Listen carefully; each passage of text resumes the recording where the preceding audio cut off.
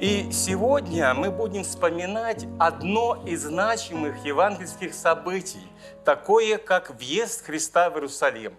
В православной традиции оно ознаменовывается как вербное воскресенье. И вот, проходя в метро, я видел уже охапки вербовых ветвей, которые продавали. Это событие описывают все 4 евангелиста – Матфей, Марк, Лука и Иоанн. И тем самым они дополняют деталями, благодаря чему мы можем в полном объеме увидеть и проанализировать и узнать вот эту информацию. Я начну с того времени, когда Иисус с учениками подходил к Иерусалиму с востока, так как шли они от Иерихона. И когда они приблизились к городам Вифагии и Вифании, расположенных на восточном склоне горы Елеонской, Вифагия переводится как «дом незрелых смов» и находилась в 1 километре от Иерусалима, а Вифания переводится как «дом фиников» и располагалась в 2,5 километра от Иерусалима. И когда они подошли к этому месту, тогда Иисус посылает 2 учеников, чтобы привели ему молодого осла, на которого никто из людей не садился, и указав им место, где он находится. Это записано в Евангелии от Луки, в 19 главе, 30 стиха.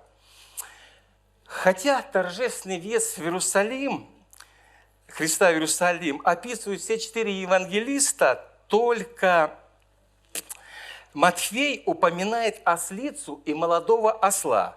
Также Матфей и Иоанн упоминают, что это произошло во исполнение пророка Захарии. 9 глава, 9 стих.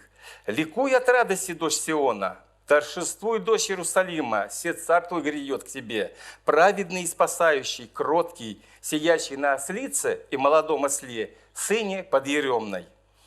Можно предположить, что Христос съехал на них попеременно, чтобы не утомлять животных. Как мы видим, в отличие от царей и полководцев того времени, которые въезжали с короной на голове, с мечом в руках, на боевых конях и колесницах, Христос въезжает в Иерусалим, собирается въехать на ослике, что было символом мира и миролюбия. Большая часть людей, шедшие с Иисусом на Пасху в Иерусалим, были паломники из Галилеи. Они знали Иисуса, они были свидетелями многих Его чудес. Они прославляли Его, воздавая Ему почести. Ученики положили свои одежды вместо седла. Многие забегали вперед, на пыльную дорогу постилали свои одежды, чтобы не пылилась пыль с дороги. Некоторые резали пальмовые ветви, приветствовали пальмовыми ветвями. Надо сказать, что традиция пальмовых ветвей для израильтян была не новой. Когда под командованием Маковеем иудеи сумели отвоевать часть Израиля, Иерусалима и храм, то пальмовые ветви были символом свободы и очищения храма. И в нашей культуре оно так отобразилось, как я уже упоминал, в такой православной, как ветви, вербовые ветви. Народ, шедший впереди и сопровождающий Христа, восклицал: «Осанна сыну Давидову, благословен грядущий во имя Господне, осанна вышних». Евангелие от Матвея, 21 глава, 9 стих, где осанна звучит как «спаси нас, мы молим», или «Господи, спаси же» по-еврейски. А так, как это ассоциировалось с сыном Давида, то народ считал, что когда придет Мессия, то восстановит земное царство Давида. И Христа, который был из дома и рода Давидова, это Луки 2 глава 4 стих записано, едущего на осле, они считали, что он и есть обещанное семя Давида, имея в виду, скорее всего, пророка Амоса, 9 глава 11-12 стих. Вот как звучит пророчество Амоса. «В тот день я восстановлю скинию Давида, падшую, заделаю трещины в ней, и разрушенную восстановлю, и устрою ее, как в дни древние, чтобы они овладели остатком Эдома и всеми народами, между которыми возвестится имя мое, говорит Господь, творящий все это». И народ считал, что Христос едет в Иерусалим, чтобы объявить себя царем, и поэтому восклицал: «Осанна, благословен грядущий во имя Господне царь Израилев». Иоанна, 12 глава, 13 стих. А мы знаем из Евангелия, что когда Христос явил чудо, накормил 5000 тысяч человек хлебами, то хотели прийти, взять его и сделать царем. Это Иоанна, 6 глава, 15 стих. И народу хотелось иметь такого царя. В голодные времена, в голодный год он накормит, он исцелял даже болезни, которые были тяжело излечимые. Он даже воскресал и мертвых. То, что ему стоит прогнать римлян, освободить еврейский народ от римской оккупации. Но Христос, въезжая в Иерусалим, он исполнял ветхозаветные пророчества, сказанные о нем.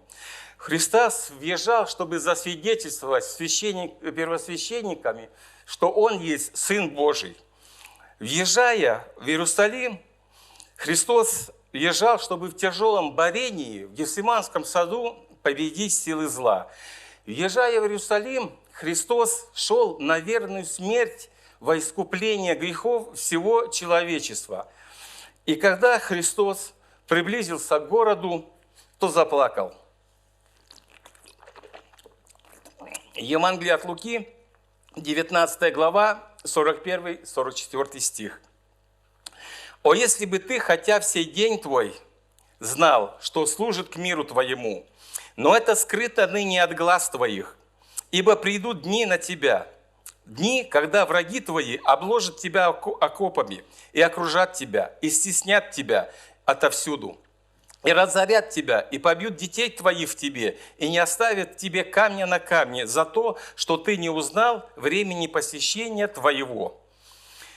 Но Иерусалим не узнал времени посещения его Господом в лице Иисуса Христа. И сбылось предсказанное Христом в 70 году по Рождеству Христову римскими солдатами под командованием Тита. Иерусалим был взят, храм был разрушен и обесчещен, и до нашего времени дошла стена плача. И когда Христос приблизился и въехал в Иерусалим, весь город пришел в движение. Мы вот представим, что на праздник Пасхи многие въезжали, потоки людей шли в Иерусалим. Но вот эта процессия вместе с Христом, это песнопение, прославление, приветствие пальмовыми ветвями, полагая одежды свои, чтобы не пылилась дорога, это как-то вот все равно было выделялось. И весь Иерусалим пришел в движение и спрашивали, кто это такой, ибо такие почести оказывали только непростым людям. И шедшие с Христом объясняли: «Сей есть Иисус, пророк из Назарета Галилейского». И когда Христос въехал и вошел в храм, на территорию храма, во внешний двор, так называемый двор язычников, и увидел, что там творилось, он пришел в негодование. Дело в том, что первосвященник Каифа во внешнем дворе храма, так называемый, я повторюсь, храм язычникам, разрешил продажу так называемых чистых вещей для жертвоприношений.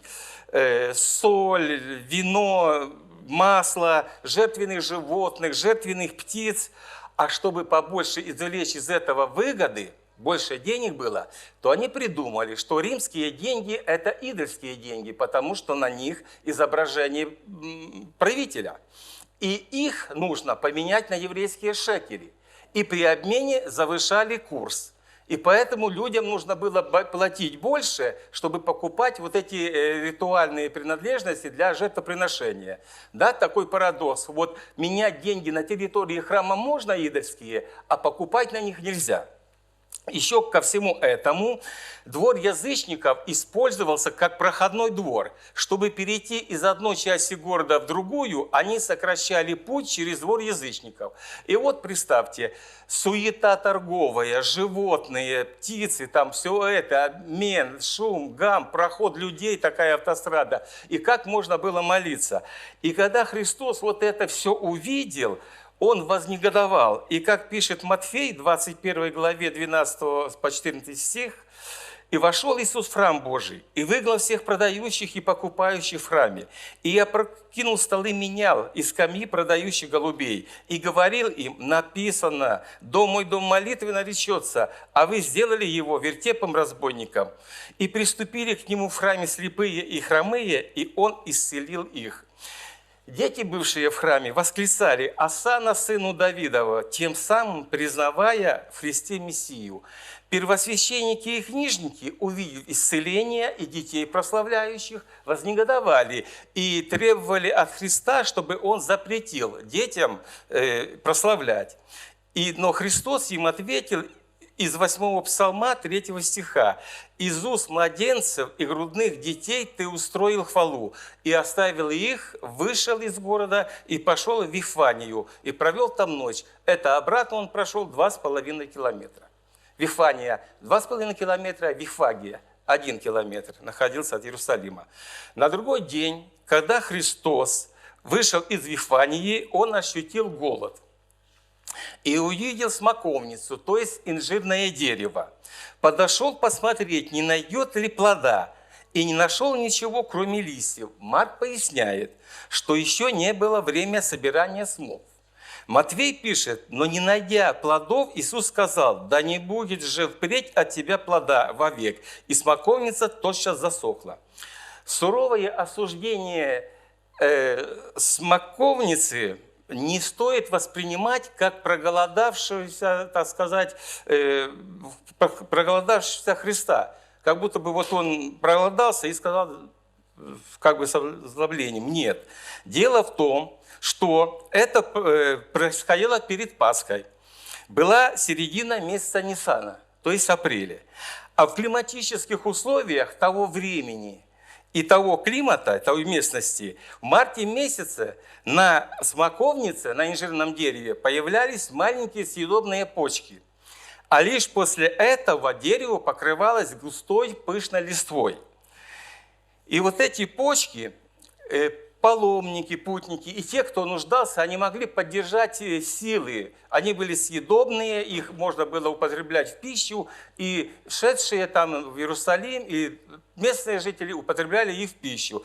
Так что со стороны Христа было вполне логично искать съедобные на смоковнице.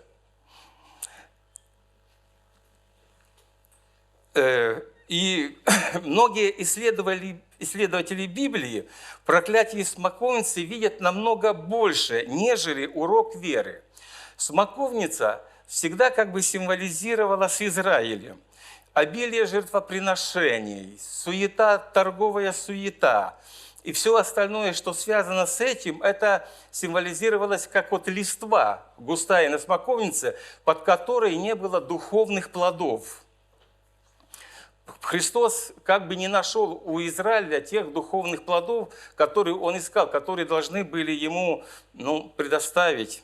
И когда через несколько дней Христа будут приговаривать к смерти, та же толпа, которая его сопровождала, которая прославляла его, которая восклицала «Осанна сыну Давидову», та же толпа будет кричать «Распни его». Подводя итог, хочу сказать, что въезд Христа в Иерусалим ознаменовал начало завершения его земного пути. Впереди будут тайная вечеря с учениками, борение в Гефсиманском саду до такого напряжения, что будут лопаться капилляры, и кровавый пот будет стекать по лику Христа. Будет предательство, будет арест, будут пытки, и будет смерть на кресте.